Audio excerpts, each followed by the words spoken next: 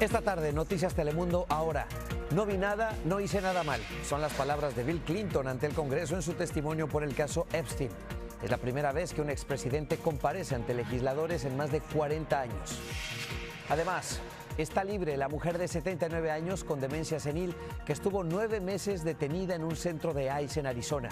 Telemundo la acompaña en su viaje para reencontrarse con su familia en Florida. Niños con fiebre, convulsiones y fracturas. Llamadas de emergencia desde el centro de detención de Dilley, Texas, confirman la denuncia de muchas familias sobre las malas condiciones del lugar.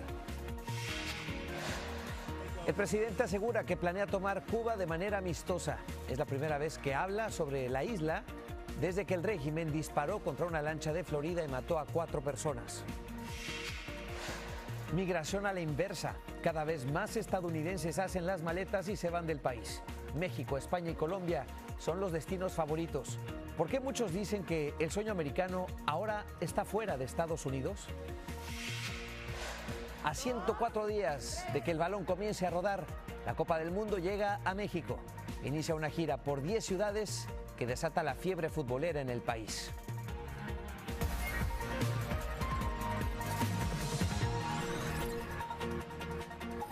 Buenas tardes, bienvenidos a esta emisión de Noticias Telemundo ahora. Hoy el expresidente Bill Clinton declaró ante el comité que investiga el caso Jeffrey Epstein. Reconoció que tuvo contacto con el pederasta, pero aseguró que él no hizo nada malo y nunca vio señales de sus crímenes. Es un hecho histórico. Es la primera vez que un expresidente es obligado a comparecer ante el Congreso. Lo hizo ante la amenaza de ser declarado en desacato y sienta un precedente. Ahora crece la presión para que también el presidente Trump testifique. Vamos a Washington. Cristina Londoño tiene los detalles. Cristina. Hola Julio, muy buenas noches. A diferencia de Hillary Clinton, Bill Clinton no habló con la prensa a la salida de la sesión que duró más de 6 horas y adentro contestó a todas las preguntas, dicen legisladores de ambos partidos, pero también dicen que negó varias veces haber ido jamás a la isla de Jeffrey Epstein. En una comparecencia histórica, el expresidente Bill Clinton declaró sobre su relación con el desaparecido pedófilo Jeffrey Epstein y se refirió a las múltiples fotos en que aparecen juntos, afirmando, según fuentes de NBC, que no conoce a la mujer con la que le tomaron esta foto en un jacuzzi y negando que hubiese tenido relaciones sexuales con ella. Sé lo que vi y lo que no vi, lo que hice y lo que no. Y no vi nada ni hice nada mal, afirmó en su declaración inicial. El exmandatario añadió además que como alguien que se crió en un hogar con abuso doméstico, si hubiera sospechado de lo que Epstein estaba haciendo, él mismo lo habría entregado. Tanto demócratas como republicanos dijeron que el expresidente cooperó. Sí trató de responder a todas las preguntas, aun cuando sus abogados no querían, aseguró la republicana Nancy Mace. Los demócratas afirmaron por su parte que este testimonio sentó precedente. So we are once again demanding that now President Trump, who is in the Epstein files almost more than anyone else besides Ghislaine Maxwell, answer our questions. Del interrogatorio en sí ofrecieron pocos detalles, pero el exmandatario se quejó de que hubieran llamado a su esposa. Los demócratas acusaron a sus rivales de haber maltratado a Hillary Clinton, preguntándole incluso sobre ovnis. Mientras los republicanos dijeron que ella se salió de casillas cuando le mostraron fotos de su esposo con Epstein.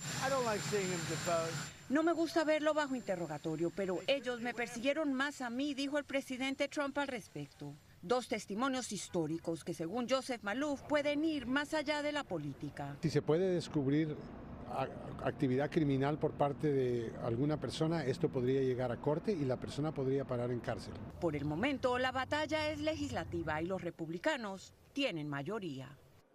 Si en noviembre hay cambio de guardia y los demócratas ganan mayoría en el Congreso, vamos a ver una larga lista de republicanos citados a declarar, como el secretario de Comercio Howard Lutnick y quizás al propio presidente Donald Trump, aunque eso sería un poco más difícil porque todavía es un presidente en funciones, Julio.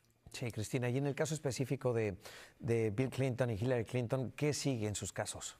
Bueno, estamos esperando que publiquen las imágenes de este interrogatorio, las transcripciones. Los demócratas y los republicanos describen de manera distinta lo que pasó allá adentro, así que va a haber que ver para sacar conclusiones. Cristina, gracias en Washington, D.C. Hoy está en libertad la abuela que había pasado 9 meses en un centro de detención de ICE en Arizona. Aquí nosotros le contamos su historia. La mujer cubana de 79 años, quien sufre demencia, ahora se reencontrará con su hija. Y León Felipe González, presentador de Telemundo en Arizona, estuvo con ella. Es un reporte que solo verá en Telemundo. ¿Cómo está la rodilla? Está bastante mejor. Sí. Nos encontramos con Julia Benítez en un lugar de Arizona donde pasó su primer noche en libertad. Me siento bien, me siento bien. Todo en paz, todo está en paz. Antes de la entrevista pidió una pausa para peinarse el cabello, con cada una de las canas llenas de historia. ¿No le decían la abuela? La abuelita también, la abuela, sí. ¿Por qué le decían la abuela? Porque yo era la mayor.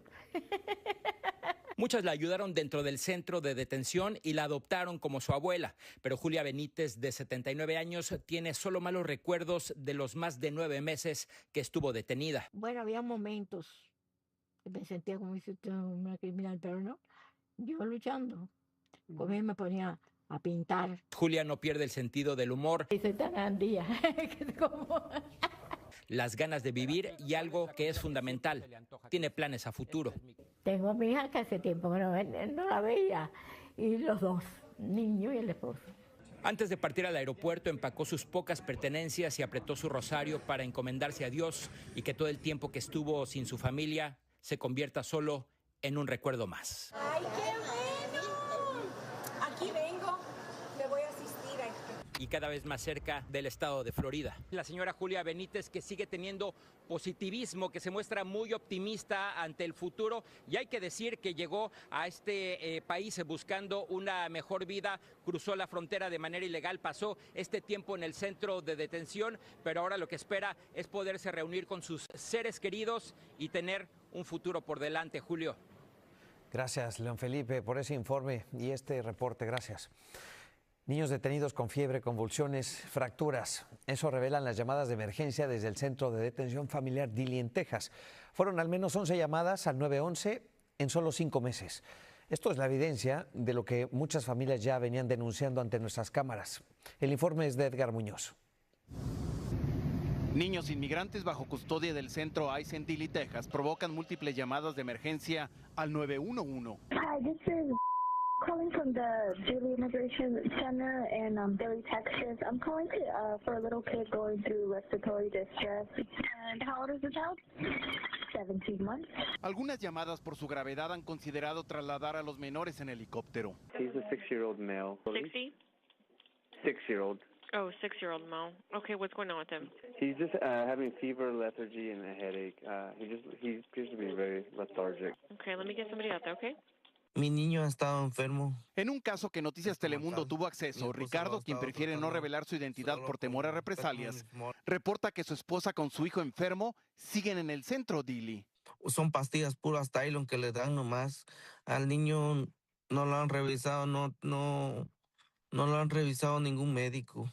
Los padres de la niña Amalia denunciaron que cuando estaban detenidos con su hija en Dilley, hacían filas por varias horas esperando medicamento. Se desvaneció la niña en el brazo de su mamá y desde ahí fue cuando fuimos nuevamente para la clínica. Escribimos una carta. La doctora Lara Jones dijo a Noticias Telemundo que ella y un grupo de médicos enviaron ayer una carta con casi 4,000 firmas a la secretaria de Seguridad Nacional, Kristi Noem, pidiendo la liberación de los niños detenidos en Dilley. Cuando los niños están detenidos, tienen muchos problemas con su salud física, su salud mental. Ante las quejas, CoreCivic, responsable del centro Dilley, nos dijo que a ningún niño se le ha negado tratamiento médico o evaluación médica.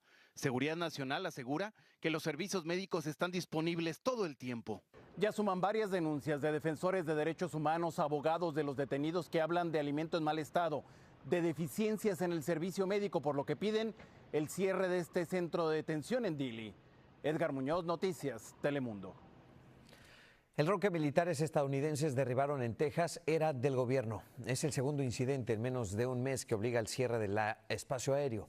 Un oficial le dijo a NBC News que la Oficina de Aduanas y Protección Fronteriza, sin avisar, voló un dron dentro del espacio aéreo militar de Fort Hancock y por esa razón el Pentágono lo derribó con un láser de alta energía. Hoy el presidente Trump adelantó un posible cambio negociado en Cuba, una toma de control amistosa, así le llamó. Esto después de que el régimen confirmara conversaciones con Washington en medio de la investigación por el tiroteo a una lancha con ciudadanos estadounidenses. Javier Vega tiene lo último. Un cambio en Cuba estaría a la vista y sin hostilidades. Lo sugirió este viernes el presidente Trump en declaraciones a la prensa. They're in a big deal of trouble, as you know. They have no money, they have no anything right now. But they're talking with us, and maybe we'll have a friendly takeover of Cuba. Esto en medio del bloqueo energético estadounidense que ha potenciado la crisis humanitaria en la isla. Porque ya es hora que esto se acabe, ya hay que se arregle todo. Aquí nosotros queremos soberanía, nadie tiene que venir a intervenir ni a hacer nada por nosotros. Apenas ayer el régimen de La Habana había confirmado contactos con Washington. Han mostrado disposición a raíz del tiroteo en alta mar donde falleció al menos un ciudadano estadounidense. Mientras desde Florida, familiares de los 6 heridos piden claridad sobre su estado de salud. No queremos más todas las patrañas y mentiras que están diciendo. Queremos fe de vida, que los dejen hacer al menos una llamada a sus familiares. La zozobra invade a los familiares de Leordán Enrique Cruz Gómez, quien también estaría detenido por autoridades cubanas. Quiero saber si es verdad que está en Cuba o no. No tenemos ningún tipo de evidencia de que está en Cuba. Solo su nombre aparece en un papel, en un comunicado de la boca de esas personas que no acaban de dar pruebas. En tanto, investigadores de la Guardia Costera realizaron pesquisas en Big Pine Key, Florida, el lugar donde se reportó el robo de la embarcación utilizada para la incursión a Cuba. Las últimas declaraciones aquí y en Cuba parecerían buscar que se enfríen las tensiones que por el tiroteo en alta mar se elevaron peligrosamente esta semana. En Washington, Javier Vega, Noticias Telemundo. El expreso político venezolano Enrique Márquez ya está de nuevo en Caracas después de haber asistido al discurso de Trump sobre el estado de la nación en Washington, D.C. Hoy conversamos con él y comenzamos hablando de cómo se dio ese encuentro con su sobrina en el Capitolio y lo que representa para los venezolanos.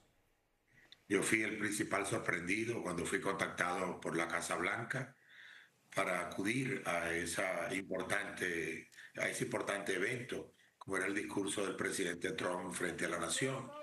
No sé exactamente cuál fue el mensaje que quiso dar el presidente Trump, pero para mí el mensaje tiene que ver con el desarrollo, el progreso de Venezuela y la posibilidad real que tienen los venezolanos de aspirar a la libertad, a la democracia y a la prosperidad. Bien. Ese abrazo que vimos todos frente al Congreso con su sobrina, ¿fue el primer abrazo que le dio? ¿Fue la primera vez que la vio? Desde hace muchos años. Ella junto con su hermano Alejandro, que se llama él, y su mamá, que es mi hermana, ellos se fueron del país hace mucho tiempo. ¿Qué le dijo? ¿Qué se dijeron en esos momentos?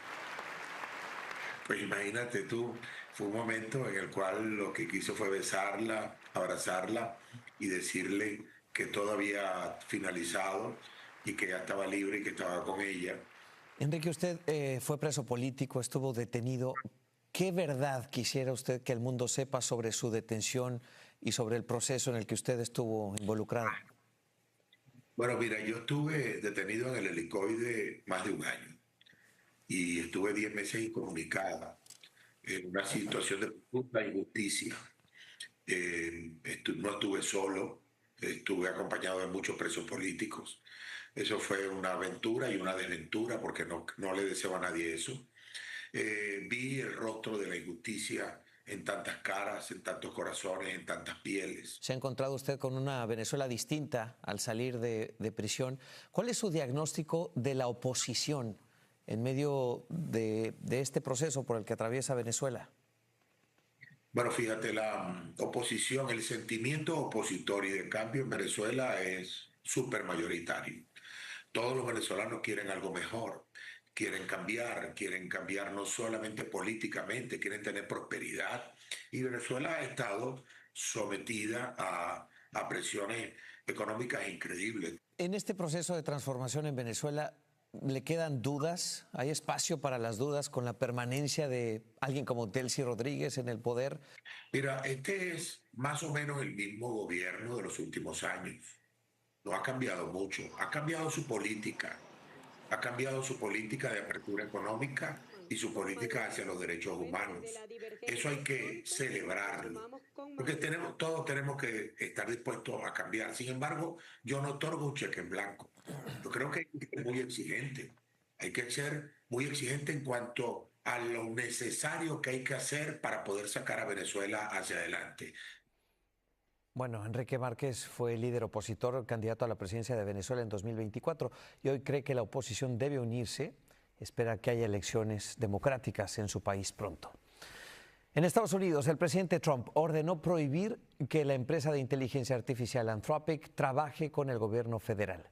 La decisión se produce después de que la compañía se negara a quitar los límites al uso militar de su tecnología, por temor a que se utilice en vigilancia masiva a estadounidenses o en armas autónomas.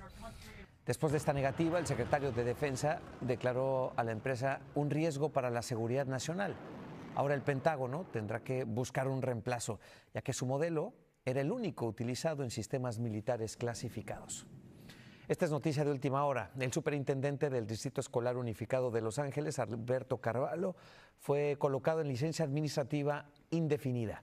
La decisión ocurre 2 días después de que agentes del FBI allanaran su casa y su oficina.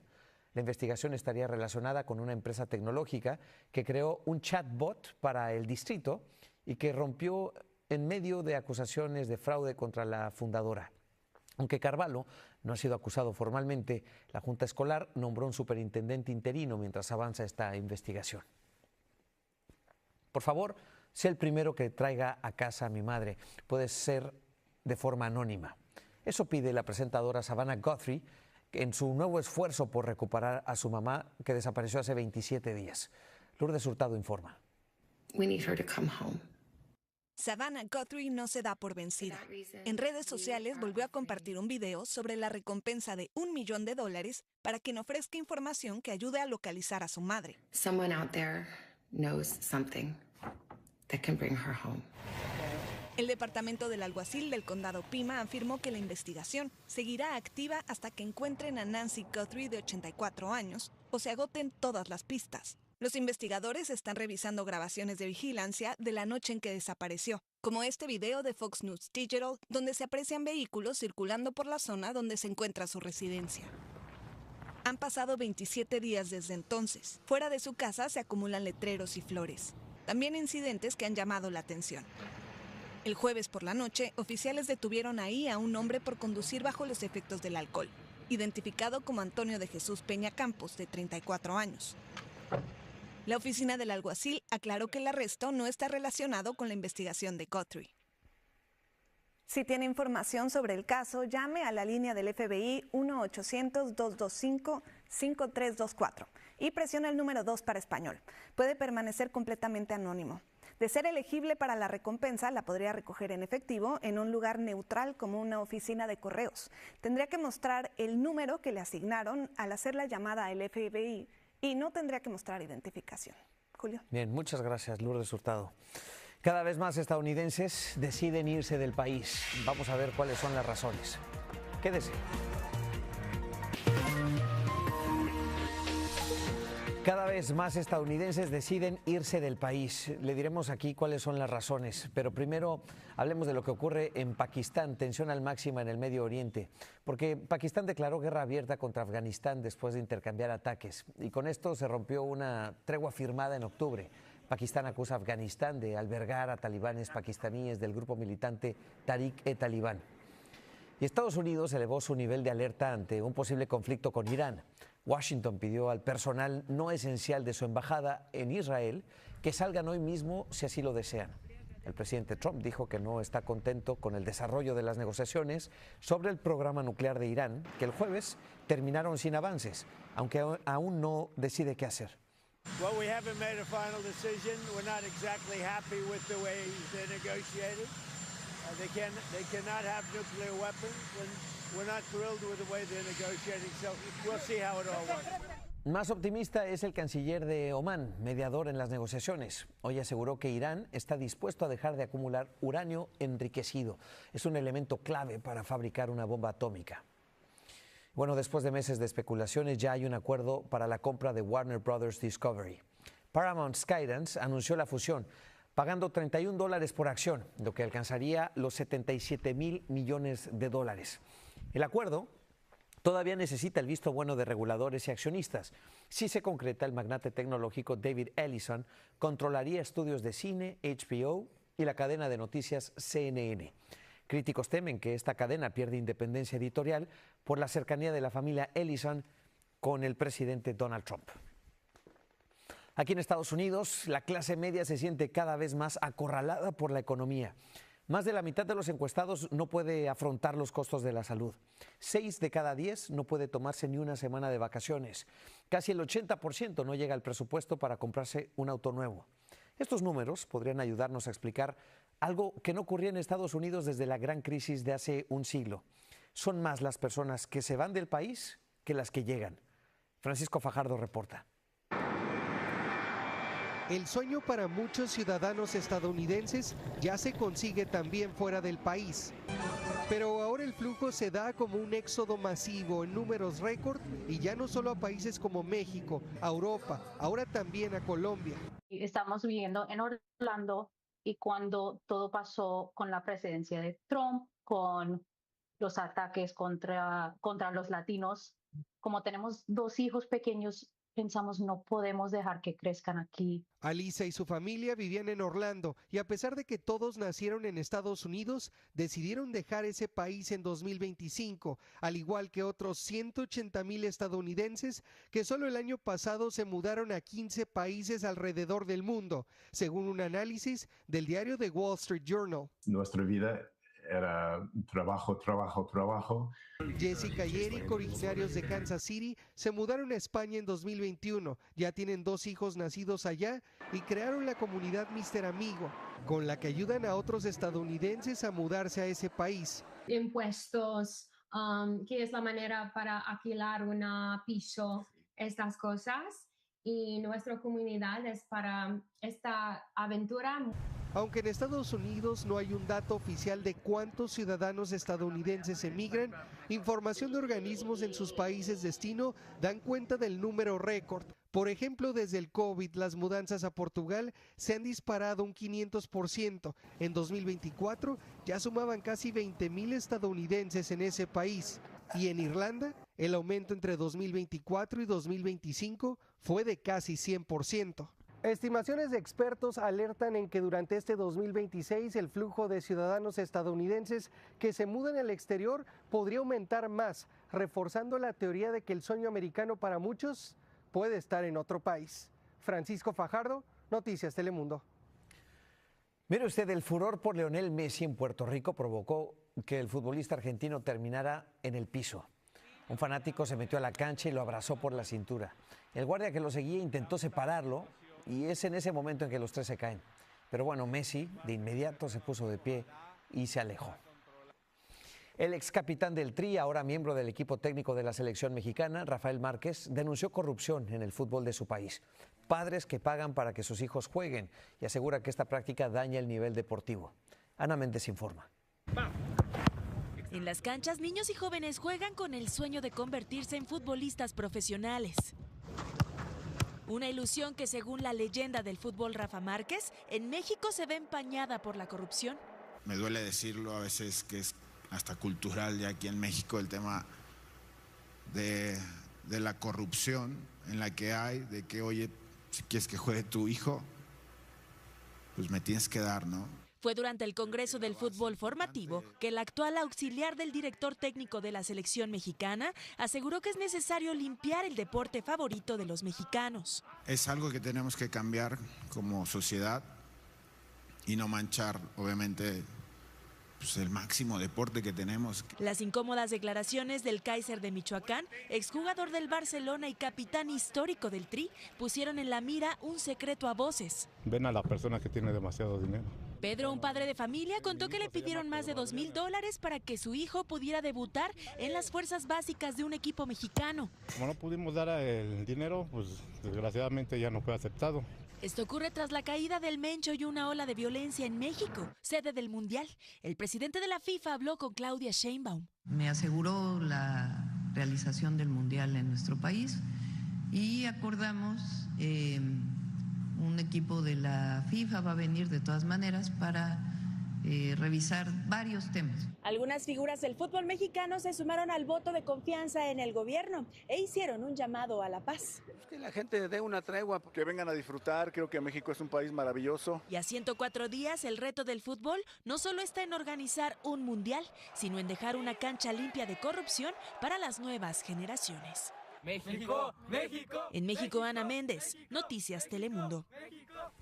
Bueno, el trofeo de la FIFA ya llegó hoy a México. Comienza así una gira de 26 días por 10 ciudades que incluyen Guadalajara, Monterrey, hasta Chichén Itzá. Hugo Sánchez, Manuel Negrete y Óscar Pérez asistieron a la presentación de este trofeo. Telemundo es la casa del Mundial en español, comenzando en junio. Aquí vamos a tener todos los partidos. Y así terminamos esta emisión de Noticias Telemundo ahora. Así vamos, un día a la vez. Gracias por estar aquí. Buenas noches.